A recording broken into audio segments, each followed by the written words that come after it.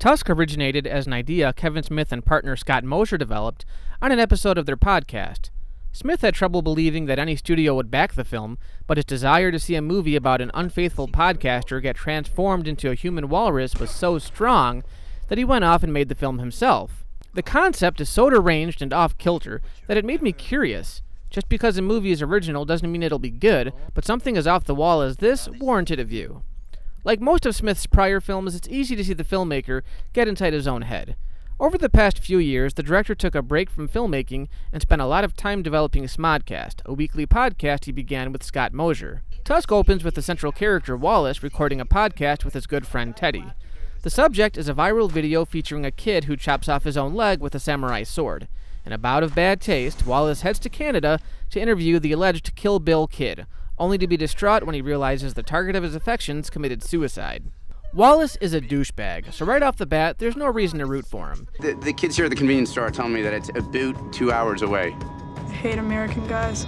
You get the feeling that something bad's going to happen to him, even if you went in with no concept of what the film was about, and he's just asking for it.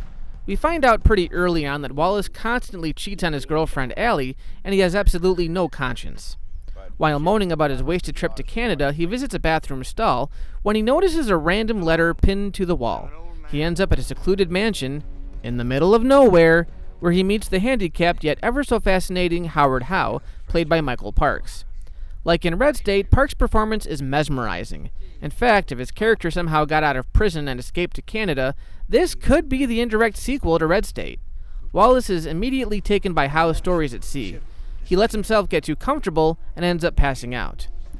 If you've seen Red State or some of the other horror movies of that time, you know exactly what happens next. Wallace wakes up and finds that he's not only confined to a wheelchair, but that he's missing a limb and he's still drugged. From here on in, we see Wallace transform from a sniveling human waste of flesh into a human walrus. I won't reveal the walrus because it's really something you have to see for yourself. It's disturbing, but also comical.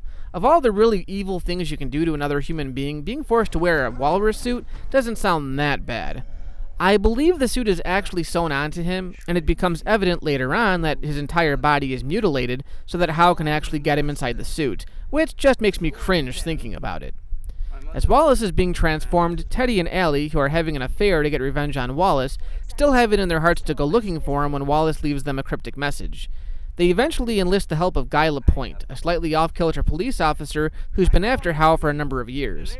Much like Parks, Johnny Depp makes the character interesting, even if he does have some unbearably lengthy scenes. What is there to say?